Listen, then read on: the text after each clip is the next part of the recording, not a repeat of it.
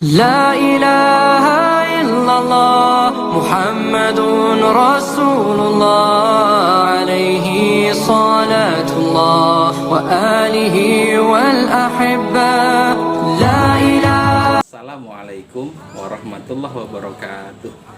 Alhamdulillahirrabbilalamin. Allahumma sholli ala nabiyyina Muhammadin wa ala alihi wa ashabihi ajma'in, amma ba'd. Sahabat-sahabat sekalian yang dirahmati Allah Subhanahu wa taala, ada banyak kejadian, ada banyak peristiwa yang pada sebagian orang dijadikan kambing hitam untuk kemudian mengatakan beruntung atau rugi. Keberuntungan, kerugian, celaka, bahagia pada sebagian orang menjadikan peristiwa dan kejadian itu ya sebagai sebab bagi keberuntungan atau kerugian itu, bagi kesuksesan atau kegagalan, ya bagi celaka atau bahagia. Tentu hal yang demikian mesti dipastikan apakah hal yang seperti itu wajar, apakah hal yang demikian merupakan sesuatu yang benar. Hal ini penting sebab dalam keyakinan kita, ajaran Islam tidak boleh menisbatkan sesuatu, segala kejadian, semua peristiwa kecuali kepada yang menguasai segala sesuatu, yang maha berkehendak dengan segala peristiwa, tidak lain itu adalah Allah Subhanahu wa taala. Kita mendapati di dalam rentang sejarah sebagaimana kemudian diingatkan oleh seorang ulama, Syekh Muhammad Abduh dalam tafsir Juz Amma-nya ketika menjelaskan latar belakang, setting sejarah dari diturunkannya surat Al-Asr. Qala Allah Ta'ala, a'udzubillahi minasyaitonirrajim, bismillahirrahmanirrahim, wal 'asri innal insana lafi khusrin illal ladzina amanu wa amilus solihati wa tawassaw bil haqqi wa tawassaw bis sabr. Beliau menjelaskan bahwa ayat ini turun berkenaan dengan sebagian kepercayaan masyarakat jahiliyah ketika itu, yang mengatakan bahwa waktu asar adalah waktu sial. Pada beberapa referensi kitab tafsir yang lain dijelaskan bahwa anggapan ini muncul karena seringnya terjadi peristiwa yang tidak mengenakkan pada waktu asar, peristiwa-peristiwa yang tidak disukai, peristiwa-peristiwa yang dibenci, bahkan sering terjadi sampai pertikaian, pertengkaran pada waktu asar.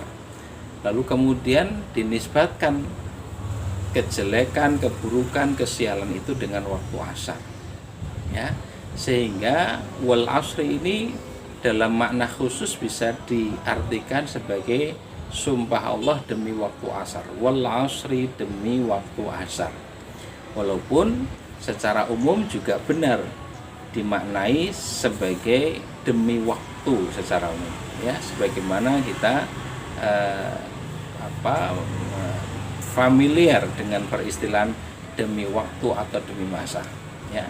Tetapi dalam pengertian yang sempit bisa dimaknai sebagai demi waktu asar. Konteksnya adalah berkaitan dengan latar belakang ayat ini diturunkan, ya, bagaimana sebagian masyarakat Arab jahiliyah memiliki anggapan bahwa waktu asar adalah waktu siang. Maka turunlah wahyu ini untuk meluruskan anggapan yang tidak benar itu, persepsi yang salah ini. Karena peristiwa apapun tidak bisa kemudian dinisbatkan dengan waktu, ya, tidak bisa dinisbatkan, ya, dengan sesuatu selain Allah yang maha berkuasa dalam menetapkan semua peristiwa dan kejadian. Nah, maka pada ayat berikutnya Allah berfirman, innal insana lafi khusrin, sungguh manusia benar-benar berada dalam kerugian. Sampai pada ayat yang kedua, mulai ayat pertama kemudian ke ayat kedua, seolah menguatkan persepsi yang salah, seolah menguatkan anggapan dari masyarakat jahiliyah itu, Tetapi benarkah demikian? Kita lanjutkan pada ayat yang ketiga, maka kita akan mendapati di ayat yang ketiga merupakan koreksi dari persepsi yang salah itu. Illal ladzina amanu wa amilus solihati wa tawassaw bil haqqi wa tawassaw bis sabr. Kecuali orang-orang yang beriman, mengerjakan amal kebaikan, saling menasihati untuk melakukan kebenaran, saling menasihati untuk menetapi kesabaran. Dengan ayat 3 ini sesungguhnya Allah Subhanahu wa taala hendak meluruskan persepsi yang salah, bahwa kerugian kesialan itu bukan pada persoalan waktunya kapan, bukan pada waktu asar, bukan pula pada waktu selainnya, tetapi sangat ditentukan oleh amal apa yang dilakukan, perilaku apa yang dikerjakan. Amanu wa amilu wa tawasau, pada ayat yang ketiga itu semua merupakan fi'il, kata kerja yang mengisyaratkan kerja apa yang dilakukan dalam waktu yang telah Allah Subhanahu wa taala sediakan. Maka sahabat-sahabat sekalian, setiap kita diberi waktu oleh Allah, setiap kita dikasih kesempatan oleh Allah, setiap kita punya jatah usia, jatah umur. Penentunya bukan waktunya kapan, berapa lama ya masanya, berapa banyak kesempatan diberikan, bukan itu. Tapi poinnya yang akan menentukan seseorang itu berhasil atau gagal, seseorang itu beruntung atau merugi, yang paling menentukan adalah kerja apa yang dilakukan dalam waktu yang telah diberikan oleh Allah Subhanahu wa taala.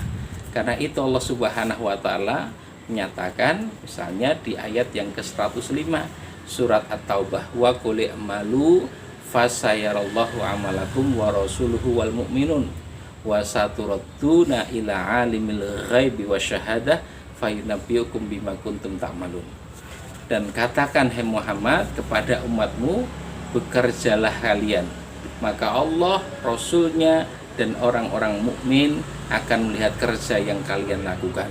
Lalu kalian akan dikembalikan kepada Allah Subhanahu wa taala, zat yang mengetahui segala yang gaib maupun yang nyata, lalu diberitahukan kepada kalian tentang apa yang sudah kalian kerjakan. Kerja, amal, inilah yang akan menjadi penentu keberuntungan atau kerugian setiap kita.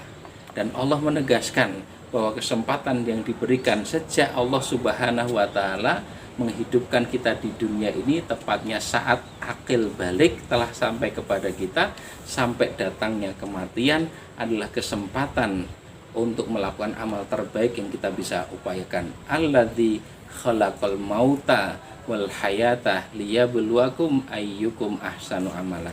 Allah yang telah menciptakan kematian dan kehidupan, liyabluwakum, untuk menguji kalian, ayyukum ahsanu amala, siapa yang paling baik amalnya. Mudah-mudahan bermanfaat dan kita bisa menggunakan waktu dengan sebaik-baiknya sebelum ajal tiba, agar tidak ada penyesalan lagi dan kita bisa bertemu dengan Allah Subhanahu wa taala dalam keadaan diridhoi olehnya, bahagia ya lahir batin kita, dunia akhirat kita. Assalamualaikum warahmatullahi wabarakatuh. لا إله إلا الله محمد رسول الله عليه صلاة الله وآله والأحبة